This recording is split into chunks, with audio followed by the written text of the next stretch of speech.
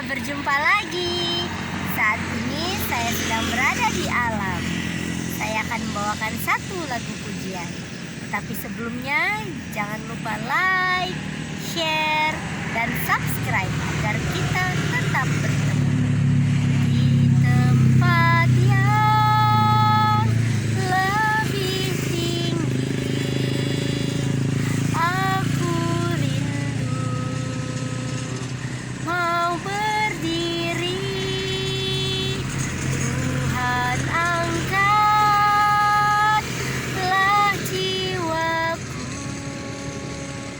ke tempat yang tinggi itu. Tuhan angkatlah jiwaku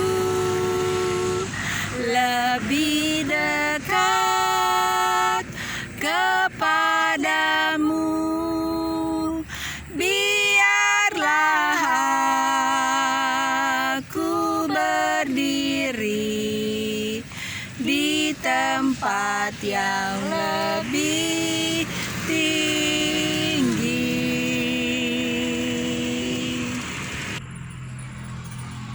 Terpujilah nama Tuhan. Kita bersyukur karena hari ini kita dapat bertemu kembali. Kita dapat mendengarkan bersama-sama cerita yang menarik dari dalam buku Alkitab. Nah, saat ini cerita yang kita akan dengarkan masih terdapat di dalam kitab Keluaran pasal 21. Tetapi sebelum kita melanjutkan cerita di pasal 21 ini, saya akan mengingatkan terlebih dahulu sedikit tentang cerita di pasal 20. Nah, cerita di pasal 20 itu menceritakan tentang ke-10 firman Allah. Nah, saudaraku masih ingat ke-10 firman Allah? Nah, ke-10 firman Allah ini sangat baik apabila dilakukan oleh setiap umat Allah atau setiap orang yang mengaku sebagai umat pilihan Allah. Jadi apabila kita melakukan ke-10 firman Allah ini, maka tentunya kita akan berbahagia sama dengan bangsa Israel terdahulu. Mereka berbahagia karena mereka mengikuti akan ke-10 firman Allah ini. Nah, itulah sedikit tentang saya ingatkan tentang cerita di pasal yang lalu atau di pasal 20. Nah, saat ini kita akan teruskan cerita kita di pasal 21. Saya akan membacakan dari ayat pertama. Judulnya adalah tentang hak budak Ibrani. Nah, jadi saudaraku, kembali di sini Tuhan Allah memberikan peraturan-peraturan kepada bangsa Israel bagaimana mereka akan menjalani kehidupan mereka sehari-hari sehingga mereka bisa menjalaninya dengan baik atau dengan damai satu dengan yang lain. Nah, firman ini disampaikan kepada Musa dan Musa teruskan kepada bangsa Israel. Nah, saya akan membacanya dari ayat pertama. Inilah peraturan-peraturan yang harus kau bawa ke depan mereka. Apabila engkau membeli seorang budak Ibrani, maka haruslah ia bekerja padamu 6 tahun lamanya. Tetapi pada tahun yang ke-7 ia diizinkan keluar sebagai orang merdeka dengan tidak membayar tebusan apa-apa. Nah, jadi apabila mereka membeli seorang budak, dikatakan mereka harus pekerjakan budak itu selama 6 tahun. Dan pada tahun yang ke-7 budak itu akan dibebaskan atau dimerdekakan. Nah, selanjutnya, jika ia datang seorang diri saja, maka keluar pun ia seorang diri. Jika ia mempunyai istri, maka istrinya itu diizinkan keluar bersama-sama dengan dia. Jika tuannya memberikan kepadanya seorang istri dan perempuan itu melahirkan anak-anak lelaki atau perempuan, maka perempuan itu dengan anak-anaknya tetap menjadi kepunyaan tuannya. dan budak laki-laki itu harus keluar seorang diri. Nah, jadi apabila budak itu diterima oleh tuannya sudah berkeluarga, maka apabila dia dibebaskan pada tahun yang ketujuh, maka keluarganya pun bisa mengikutinya untuk dibebaskan atau merdeka. Tetapi dikatakan apabila istrinya itu diberikan oleh tuannya, jadi dia masuk atau budak itu masuk ke dalam keluarga itu dengan seorang diri, dan kemudian tuannya memberikan dia seorang perempuan dan mereka berumah tangga hingga mempunyai anak-anak, maka apabila tiba di tahun yang ketujuh, budak itu harus keluar seorang diri. Wanita itu dan anak-anaknya atau istrinya dan anak-anaknya harus tinggal tetap di dalam rumah tuannya, ya, tidak boleh ikut dibebaskan bersama dengan suaminya. Namun ada syaratnya, ya. Ada syaratnya, kita lihat di ayat 5. Tetapi jika budak itu dengan sungguh-sungguh berkata, aku cinta kepada tuanku, kepada istriku, dan kepada anak-anakku, aku tidak mau keluar sebagai orang merdeka, maka haruslah tuannya itu membawanya menghadap Allah, lalu membawanya ke pintu atau ke tiang pintu, dan tuannya itu menusuk telinganya dengan penusuk, dan budak itu bekerja pada tuannya untuk seumur hidup. Nah, jadi ada tetapinya, ya.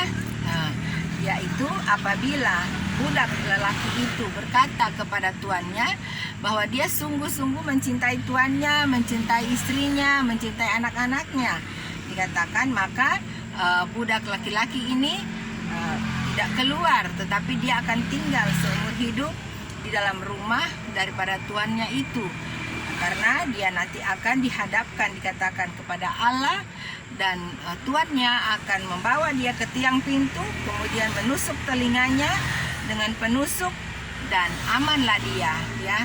Jadi dia akan tetap bekerja di dalam rumah daripada tuannya itu. Jadi satu keluarga mereka, ya. Nah, kemudian ayat 7. Apabila ada seorang menjual anaknya yang perempuan sebagai budak, maka perempuan itu tidak boleh keluar seperti cara budak-budak lelaki keluar. Jika perempuan itu tidak disukai tuannya yang telah menyediakannya bagi dirinya sendiri, maka haruslah tuannya itu mengizinkan ia ditebus. Tuannya itu tidak berhak untuk menjualnya kepada bangsa asing, karena ia memungkiri janjinya kepada perempuan itu. Jika tuannya itu menyediakannya bagi anaknya laki-laki, maka haruslah tuannya itu memperlakukannya seperti anak-anak perempuan berhak diperlakukan. Nah, jadi apabila budak perempuan itu dia tidak seperti budak laki-laki, ya, bisa dibebaskan seperti itu. Tetapi budak perempuan ini tidak. Nah, dikatakan apabila tuannya ini memberikan dia seorang laki-laki untuk menjadikan istri akan budak ini, atau tuannya ini memberikan anaknya laki-laki kepada budak ini, dan mereka berumah tangga, maka budak ini harus dianggap sebagai anak sendiri daripada tuan ini. Jadi dia bukan lagi statusnya sebagai budak, tetapi sudah statusnya menjadi anak daripada tuan itu. Nah, ayat 10. Jika tuannya itu mengambil perempuan lain, ia boleh mengurangi makanan perempuan itu, pakaiannya, dan persetubuhan dengan dia. Jika tuannya itu tidak melakukan ketiga hal itu kepadanya, maka perempuan itu harus diizinkan keluar dengan tidak membayar uang tebusan apa-apa. Nah, itulah cerita, ya, yang dari pasal 21 ini, dari ayat 1 hingga ayat 11. Nah, kita akan melanjutkan di ayat 12, tetapi judulnya sudah berubah. Judulnya Peraturan tentang Jaminan Nyawa Sesama Manusia. Nah, kita akan lihat bagaimana peraturan tentang jaminan nyawa ini, ya. Ayat 12. Siapa yang memukul seseorang sehingga mati, pastilah ia dihukum mati. Tetapi jika pembunuhan itu tidak disengaja, melainkan tangannya ditentukan Allah melakukan itu, maka aku akan menunjukkan bagimu suatu tempat kemana ia dapat lari. Tetapi apabila seorang berlaku angkara terhadap sesamanya hingga ia membunuhnya dengan tipu daya, maka engkau harus mengambil orang itu dari mesbahku supaya ia mati dibunuh. Ayat 15, siapa yang memukul ayahnya atau ibunya, pastilah ia dihukum mati. Siapa yang menculik seorang manusia, baik ia telah menjualnya, baik orang itu masih terdapat padanya, ia pasti dihukum mati. Nah, jadi kalau ada penculik ya pada saat itu, maka apabila dia didapati, maka pastilah ia akan dihukum mati. Siapa yang mengutuki ayahnya atau ibunya, ia pasti dihukum mati. Nah, jadi siapa yang memukul ayahnya atau ibunya, kemudian siapa yang mengutuki ayahnya atau ibunya, itu juga harus dihukum mati. Apabila ada orang bertengkar dan yang seorang memukul yang lain dengan batu atau dengan tinjunya, sehingga yang lain itu memang tidak mati tetapi terpaksa berbaring di tempat tidur, maka orang yang memukul itu bebas dari hukuman. Jika yang lain itu dapat bangkit lagi dan dapat berjalan keluar dengan memakai tongkat, hanya ia harus membayar kerugian orang yang lain itu karena terpaksa menganggur dan menanggung pengobatannya sampai sembuh. Jadi kalau ada dua orang berkelahi, kemudian lawannya ini dikatakan dia tidak mati tetapi dia hanya luka ya, kemudian dia harus berbaring di tempat tidur, dikatakan itu tidak mengapa. Tetapi apabila dia orang ini tidak meninggal tetapi dia tidak bisa berjalan, dia harus memakai tongkat, maka dikatakan orang ini harus dibayar kerugiannya, karena tentunya orang ini tidak bisa lagi bekerja seperti biasa ya. Jadi orang ini harus dibayar kerugiannya dan menanggung pengobatannya sampai sembuh. Nah, jadi dia harus diberikan biaya ya, pengobatan atau jaminan ya, karena dia terpaksa sudah menganggur karena dia tidak bisa bekerja. Nah, selanjutnya 20. Apabila seseorang memukul budaknya laki-laki atau perempuan dengan tongkat sehingga mati karena pukulan itu, pastilah budak itu dibalaskan. Hanya jika budak itu masih hidup sehari dua, maka janganlah dituntut belanya, sebab budak itu adalah miliknya sendiri. Apabila ada orang berkelahi dan seorang dari mereka tertumbuk kepada seorang perempuan yang sedang mengandung, sehingga keguguran kandungan tetapi tidak mendapat kecelakaan yang membawa maut, maka pastilah ia didenda sebanyak yang dikenakan oleh suami perempuan itu kepadanya, dan ia harus membayarnya menurut putusan hakim.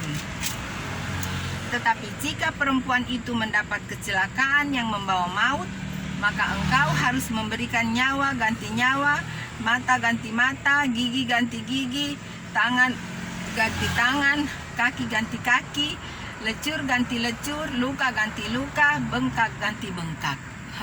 Sangat luar biasa ya. Nah, ayat 26. Apabila seseorang memukul mata budaknya laki-laki atau mata budaknya perempuan dan merusakkannya, maka ia harus melepaskan budak itu sebagai orang merdeka pengganti kerusakan matanya itu. Dan jika ia menumbuk sampai tanggal gigi budaknya laki-laki atau gigi budaknya perempuan, maka ia harus melepaskan budak itu sebagai orang merdeka pengganti kehilangan giginya itu. Nah, jadi kalau tuannya ini memukul akan budaknya lalu matanya satu buta dan giginya rontok, maka dikatakan dia harus dibebaskan ya. Jadi walaupun sebelum 7 tahun dia sudah harus dibebaskan atau dimerdekakan.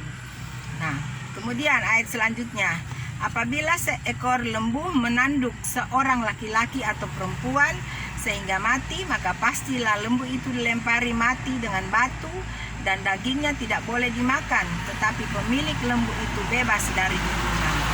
Nah, tadi saudaraku di atas itu tentang manusia atau tentang tuan terhadap budaknya ya.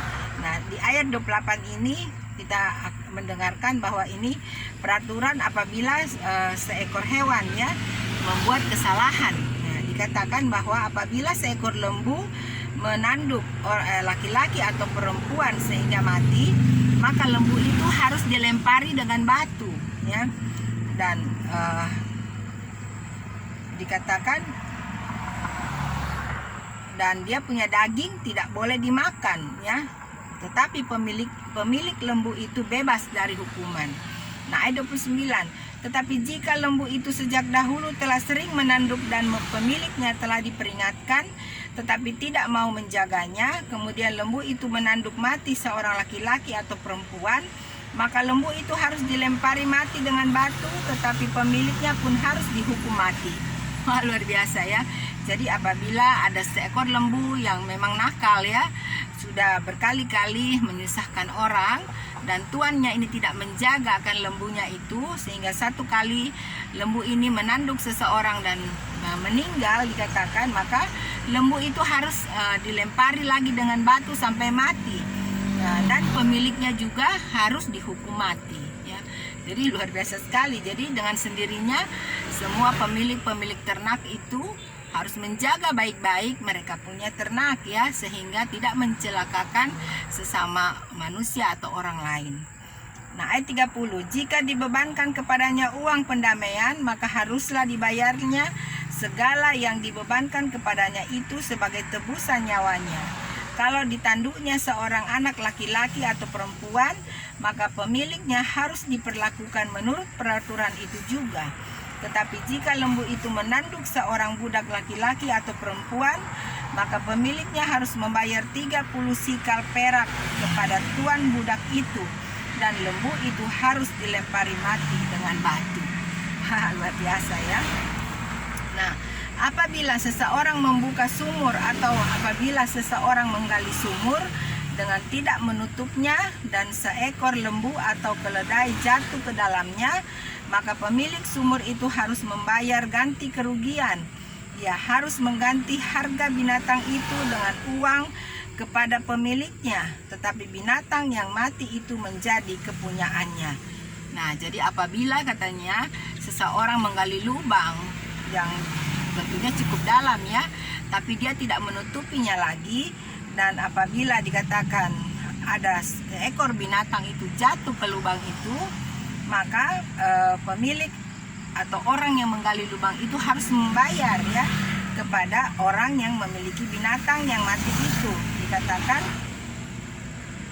dia harus membayar kerugian, ya. Dan kemudian dikatakan maka lembu yang hidup itu harus dijual. Nah, ulang dia 35, apabila lembu seseorang menanduk lembu orang lain sehingga mati, maka lembu yang hidup itu harus dijual. Uangnya dibagi dan binatang yang mati itu pun harus dibagi dua. Tetapi jikalau lembu itu terkenal telah sering menanduk sejak dahulu, dan walaupun demikian pemiliknya tidak mau menjaganya, maka ia harus membayar ganti kerugian sepenuhnya. Lembu ganti lembu, tetapi binatang yang mati itu menjadi kepunyaannya. Nah, saudaraku, inilah cerita, ya, dari pasal 21, ya, tentang bagaimana hak budak Ibrani dan peraturan tentang jaminan nyawa sesama manusia. Nah, kalau kita melihat di sini, saudaraku, betapa baiknya Tuhan Allah kita, ya. Jadi Tuhan Allah kita itu adalah Tuhan Allah yang berperaturan, ya. Jadi sangat terperinci peraturan-peraturan yang Tuhan Allah berikan kepada manusia, ya, sebenarnya, agar supaya manusia itu bisa hidup aman, bisa hidup tentram, dan tentunya berbahagia, ya. Nah, jadi saudaraku, saya berharap saudaraku sudah bisa mengikuti cerita yang saya baru saja sampaikan atau bacakan dari pasal 21 ini. Dan biarlah kita dapat mengerti apa yang dimaksud dari cerita di pasal 21 ini. Nah, saudaraku, sampai sekianlah perjumpaan kita. Nanti pada kali yang berikut kita akan bertemu dengan cerita yang lain lagi. Kiranya saudaraku semua dilindungi dan diberkati oleh Tuhan Allah. Terima kasih saudaraku sudah bersama-sama dengan saya untuk mendengarkan cerita yang menarik dari dalam buku Alkitab. God bless you. Bye.